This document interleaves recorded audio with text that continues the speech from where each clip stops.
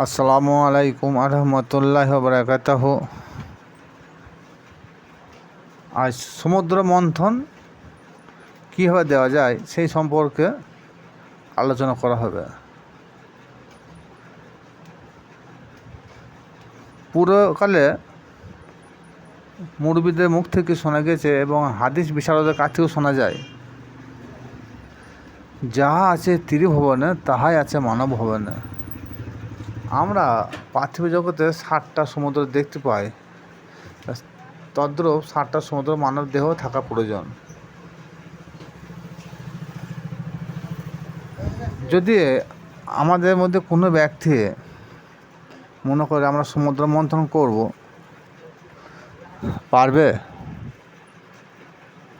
পারবে সেই ব্যক্তি যদি সে সাঁতারে পারদর্শী হয়।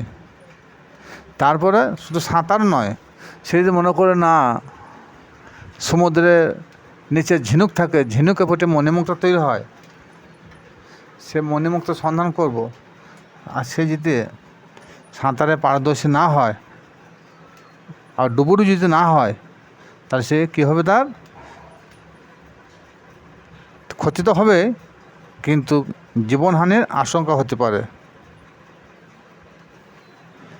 তাহলে সমুদ্র মন্থন করতে হলে, সমুদ্রের মধ্যে মণিমুক্তার সন্ধান করতে হলে ওই ডুবুরি হয়ে ভালো সাঁতারও হতে হবে, না হলে কী হবে, অকালে প্রাণ নাশ হতে পারে।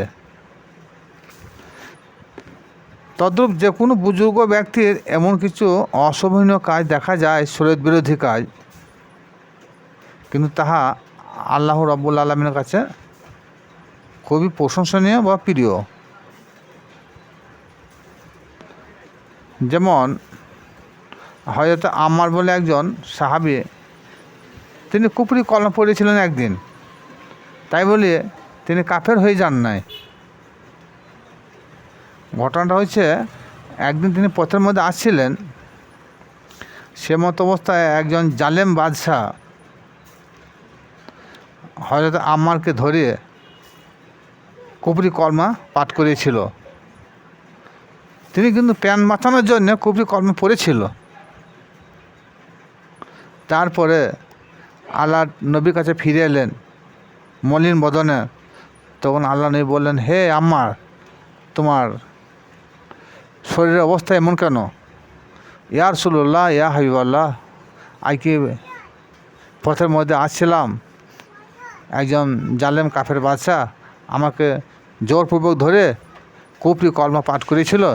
তিনি বললেন, যদি তুমি এই কলমা না পাঠ করো, তোমাকে আগুনের মধ্যে ফেলে দেওয়া হবে।